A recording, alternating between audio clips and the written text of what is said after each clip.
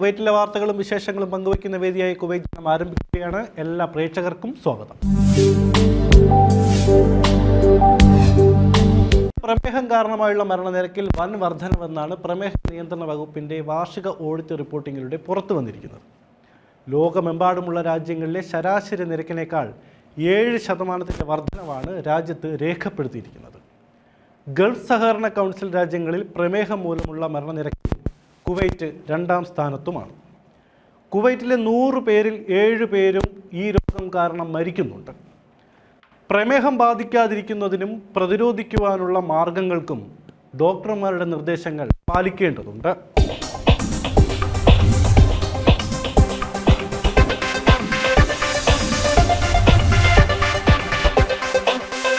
ഒരു വ്യക്തിയുടെ ശരീരത്തിന് ആവശ്യമായ ഇൻസുലിൻ ഉൽപ്പാദിപ്പിക്കാതെ ഇരിക്കുന്നതോ അല്ലെങ്കിൽ ഈ ഉൽപ്പാദിച്ച ഇൻസുലിൻ അവരുടെ ശരീരത്തിൽ പ്രവർത്തിക്കാതെ ഇരിക്കുന്നതിനാണ് നമ്മൾ പ്രമേഹം എന്ന് പറയുന്നത്.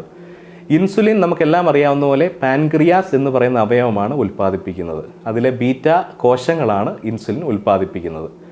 ഈ ഇൻസുലിൻ്റെ കുറവ് വരുമ്പോഴാണ് പുറത്തു നിന്നുള്ള ഇൻസുലിൻ അഥവാ സിന്തറ്റിക് അല്ലെങ്കിൽ ആർട്ടിഫിഷ്യൽ ഇൻസുലിൻ നമ്മൾ കുത്തിവെച്ചുകൊണ്ട് പ്രമേഹത്തെ നിയന്ത്രിക്കാനായി ശ്രമിക്കുന്നത്. ഒരു വ്യക്തിയുടെ ശരീരത്തിൽ ഷുഗർ അഥവാ ഈ പഞ്ചസാരയുടെ അളവിൽ കൂടുതൽ നിയന്ത്രണത്തിൽ കൂടുതൽ വരുന്നതിനാണ് നമ്മൾ ഹൈപ്പർ ഗ്ലൈസീമിയ എന്ന് പറയുന്നത്. ഇതേപോലെ തന്നെ ഷുഗർ ഒരു വ്യക്തിയിൽ കുറഞ്ഞു വരുമ്പോൾ നമ്മൾ അതിനെ ഹൈപ്പോഗ്ലൈസീമിയ എന്നും പറയും. ഇത് രണ്ടും വളരെ അപകടകരമായ 2 കാര്യങ്ങളാണ്. ഹൈപ്പർ ഗ്ലൈസീമിയയെക്കാട്ടിൽ കൂടുതൽ അപകടം വരുന്നത് ഹൈപ്പോഗ്ലൈസീമിയയാണ്. ഷുഗർ കുറഞ്ഞു പോയാൽ അത് ഉറക്കത്തിൽ തന്നെ പല ആൾക്കാരിലും മരണത്തിലേക്ക് നയിക്കാവുന്ന ഒരു കാര്യമാണ്. പ്രമേഹം പലതരമുണ്ട്. ടൈപ്പ് 1ഉം ടൈപ്പ് 2ഉം. ടൈപ്പ് 1 കൂടുതൽ കുട്ടികളിലാണ് കണ്ടുവരുന്നത്. ടൈപ്പ് 2 എന്ന് പറയുന്ന പ്രമേഹം മുതിർന്നവരിലും. ഈ കുട്ടികളിലുണ്ടാകുന്ന പ്രമേഹം അത് വിട്ടുമാറാത്തൊരു പ്രമേഹമാണ്. ഇതിനുള്ള ചികിത്സ ആകെ ഇൻസുലിനാണ്. ടൈപ്പ് 2 എന്ന് പറയുന്നത് മുതിർന്നവരിൽ കാണുന്ന ഇതിന് ചികിത്സ ഗുളികകളുമുണ്ട്, ഇൻസുലിനുമുണ്ട്. ഇൻസുലിനാണ് എന്തുകൊണ്ടും പ്രമേഹത്തിൻ്റെ ഏറ്റവും നല്ല ചികിത്സയായി മാറുന്നത്. പ്രമേഹം നമുക്ക് എങ്ങനെല്ലാം നിയന്ത്രിക്കാം? പല ആൾക്കാരിലുമുള്ള ഒരു തെറ്റിദ്ധാരണയാണ് പ്രമേഹം വന്നു കഴിഞ്ഞാൽ ഗുളിക കഴിക്കുന്നതോ അല്ലെങ്കിൽ ഇൻസുലിൻ എടുത്തുകൊണ്ടോ എത്ര വേണമെങ്കിലും ആഹാരം കഴിക്കാം, അഥവാ ജങ്ക് ഫുഡ് കഴിക്കാം, ഫാസ്റ്റ് ഫുഡ് കഴിക്കാം, ചായയിലും കാപ്പിയിലും ഒക്കെ പഞ്ചസാര കലർത്തി കഴിക്കാം എന്നൊക്കെ ഉള്ളത് പല ആൾക്കാരുടെ ഒരു തെറ്റിദ്ധാരണയാണ്. ഷുഗർ വന്നു കഴിയുമ്പോൾ അഥവാ പ്രമേഹം വന്നു കഴിയുമ്പോൾ നമ്മൾ ആഹാര നിയന്ത്രണത്തിൻ്റെ കൂടെ തന്നെ പല കാര്യങ്ങളും വേറെ ശ്രദ്ധിക്കേണ്ടതായിട്ടുണ്ട് ഷുഗർ നിയന്ത്രിക്കാനായിട്ട്. ഒന്നാമതായി അധിക ഭാരമുണ്ടെങ്കിൽ അത് കുറയ്ക്കണം. 5 തൊട്ട് 10% വരെ ശരീരത്തിൻ്റെ ഭാരം കുറച്ച് കഴിഞ്ഞാൽ ഒരു പ്രമേഹ രോഗിയിൽ വളരെ നല്ലതായി പ്രമേഹം നിയന്ത്രിക്കാനായി സാധിക്കും. രണ്ടാമതായി ആഹാര നിയന്ത്രണം എന്ന് പറയുന്നത് ചായയിലോ കാപ്പിയിലോ പഞ്ചസാര കൂട്ടാതെ കഴിക്കുന്നതല്ല. അതുപോലെ തന്നെ പഴങ്ങൾ, പലതരം മൈദ അടങ്ങിയ ഭക്ഷണങ്ങൾ, നമ്മൾ മലയാളികളുടെ പ്രിയപ്പെട്ട ഭക്ഷണങ്ങളായ പൊറോട്ട, പപ്സ്, ഇങ്ങനെയുള്ള കാര്യങ്ങളൊക്കെ, ബേക്കറി ഭക്ഷണങ്ങൾ, ഇവയെല്ലാം മാറ്റി വെക്കുന്നതാണ് ആഹാര നിയന്ത്രണം എന്ന് പറയുന്നത്. അരി ആഹാരങ്ങൾ പ്രത്യേകിച്ച് പ്രമേഹ രോഗികൾ മാറ്റിവെക്കേണ്ട ഒരു കാര്യമാണ്.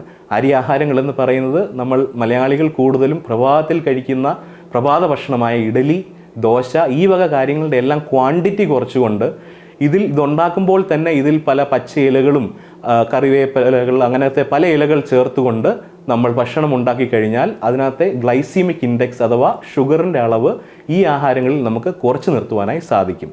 അതുപോലെ തന്നെ പച്ചക്കറികൾ എല്ലാം തന്നെ ഒരു പ്രമേഹ രോഗിക്ക് ഉപയോഗിക്കാം.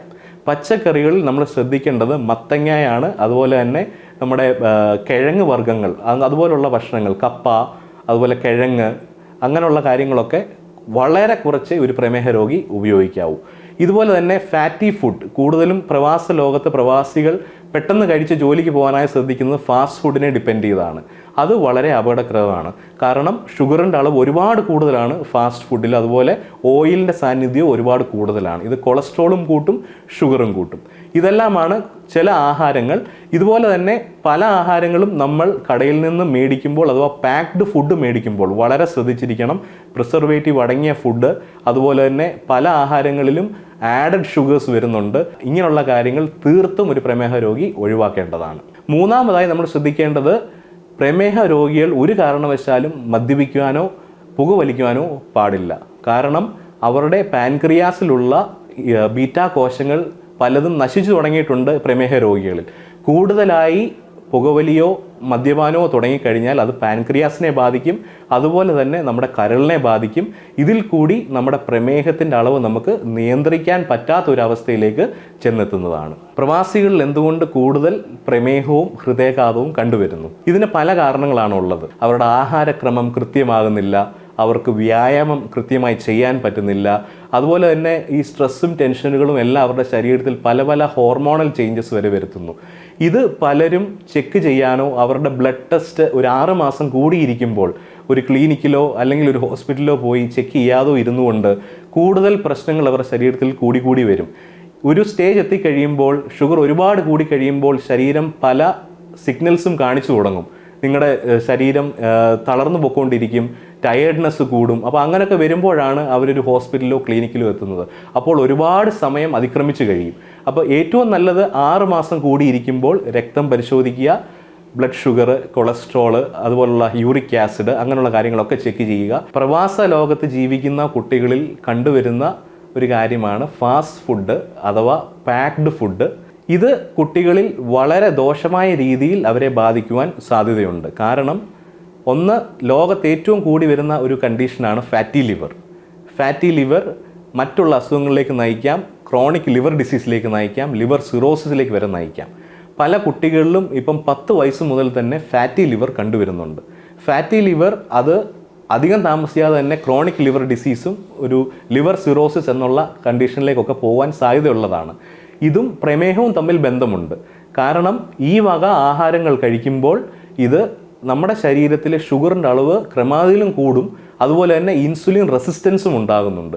കുട്ടികളിലുള്ള അമിതവണ്ണം, അതുപോലെ പെൺകുട്ടികളിൽ കണ്ടുവരുന്ന PCOD, ഈ വക കാര്യങ്ങളെല്ലാം ഇതുപോലുള്ള പാക്ഡ് ഫുഡ്, ജങ്ക്ഡ് ഫുഡ്, അതുപോലെ പെപ്സി, കോള, മിറിൻഡ എന്നിവയെല്ലാം കഴിക്കുന്നതിൽ കൂടെ ഉണ്ടാകുന്നതാണ്. കുട്ടികളിൽ ചെയ്യേണ്ടത്, പ്രവാസ ലോകത്ത് ഫ്ലാറ്റിൽ ജീവിക്കുമ്പോൾ അവർക്ക് വ്യായാമം ഉണ്ടാകുന്നില്ല. കുട്ടികളിൽ കൂടുതൽ പുറത്തു പോയി കളിക്കുവാനും വ്യായാമം ചെയ്യാനുമായി മാതാപിതാക്കൾ അവരെ മോട്ടിവേറ്റ് ചെയ്യണം. കൂടുതലായി ഫാസ്റ്റ് ഫുഡ് ഉപേക്ഷിച്ച് സാധാരണ വീട്ടിലുണ്ടാക്കുന്ന ഫുഡ് കഴിക്കാനും, പാക്ഡ് ഡ്രിങ്ക്സ് ഒഴിവാക്കി, പെപ്സി, കോള, മിറിൻഡ ഒക്കെ ഒഴിവാക്കി ഫ്രഷ് ഫ്രൂട്ട്സ് മേടിച്ച് വീട്ടിൽ തന്നെ ജ്യൂസ് ഉണ്ടാക്കി കുടിക്കുവാനും കുട്ടികളെ കൂടുതൽ പ്രേരിപ്പിക്കണം. ഇപ്പോൾ പല രോഗികളും കണ്ടുവരുന്നതാണ് ലോങ് കോവിഡ് സിൻഡ്രോം എന്ന് പറയുന്നത്. കോവിഡ് വന്നതിന് ശേഷമുള്ള പല എഫക്റ്റുകളും ശരീരത്തിൽ നീണ്ടു നിൽക്കുന്നു. ഇതിൽ പല രോഗികളിലും പ്രമേഹം ഇല്ലാഞ്ഞവരിൽ പ്രമേഹവും കണ്ടുവരുന്നുണ്ട് ഇപ്പോൾ.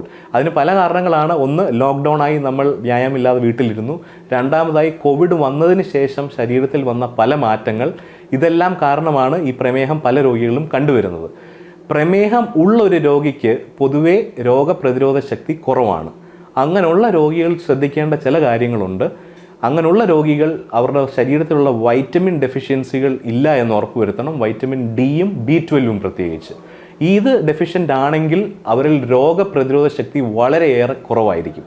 അങ്ങനെ കുറഞ്ഞു വരുന്നൊരു സാഹചര്യത്തിൽ പ്രമേഹത്തിൻ്റെ അളവ് കണ്ടമാനം കൂടുവാനും അതുപോലെ നിയന്ത്രണത്തിൽ നിർത്താനുമുള്ള ബുദ്ധിമുട്ട് അവരിൽ വരും. പ്രമേഹ രോഗികൾ ഇങ്ങനെ വരുന്ന ഒരു നിയന്ത്രണമില്ലായ്മ പലതരം അണുബാധകളിലേക്കും എത്തിക്കും. ഇതുകൊണ്ട് തന്നെയാണ് പ്രമേഹ രോഗികളിൽ കൂടുതലും കോവിഡ് ഇൻഫെക്ഷൻ അഥവാ കോവിഡിൻ്റെ ഒരു അണുബാധ ഉണ്ടാകാനുള്ള സാധ്യത ഏറി വന്നത്. ലോക ആരോഗ്യ സംഘടന പറഞ്ഞതിൽ അവർ കുറേ റെഡ് ഫ്ലാഗ്സ് വന്നിരുന്നു. ഹൃദയ അസുഖമുള്ള ആൾക്കാർ, അതുപോലെ തന്നെ പ്രമേഹ രോഗികൾ, കിഡ്നി രോഗികൾ, ക്യാൻസറിന് ട്രീറ്റ്മെൻറ്റ് എടുക്കുന്ന രോഗികൾ, ഈ ആൾക്കാരാണ് ഏറ്റവും കൂടുതൽ ഈ കൊറോണ കാലഘട്ടത്തിൽ സൂക്ഷിക്കേണ്ടത് എന്നുള്ളൊരു മുന്നറിയിപ്പ് ലോകാരോഗ്യ സംഘടന ആദ്യം തന്നെ പുറപ്പെടുവിച്ചിരുന്നു. അപ്പോൾ COVID-19 വന്നതിന് ശേഷം വന്ന പ്രമേഹം നിങ്ങൾ ചെക്ക് ചെയ്യണം. എന്തുകൊണ്ട് പ്രമേഹം വന്നു എന്നുള്ളത്, ഏത് ടൈപ്പാണെന്നുള്ളത് കണ്ടുപിടിക്കണം. അതിനുശേഷം മാത്രമേ ഒരു ചികിത്സ നിങ്ങൾ ഒരു ഡോക്ടറുടെ നിർദ്ദേശപ്രകാരം സ്റ്റാർട്ട് ചെയ്യാവൂ. ഓരോ 8 സെക്കൻഡിലും പ്രമേഹം കാരണം ഒരാൾ മരണമടയുന്നു. അർബുദത്തെ പോലെ ഗൗരവകരമായ ഒരു രോഗമായാണ് പ്രമേഹത്തെ ഇന്ന് ആഗോളതലത്തിൽ കണക്കാക്കുന്നത്. നല്ല ഭക്ഷണ രീതി പിന്തുടരുകയും ആരോഗ്യകരമായ ഒരു ജീവിതശൈലി തിരഞ്ഞെടുക്കുകയും ചെയ്തുകൊണ്ട് പ്രമേഹത്തെ ഒഴിവാക്കുവാൻ സാധിക്കും. തുടർച്ചയായ മരുന്ന് കഴിച്ചും കൃത്യമായ വ്യായാമം ചെയ്തുകൊണ്ടും ഇതിനെ മറികടക്കാം.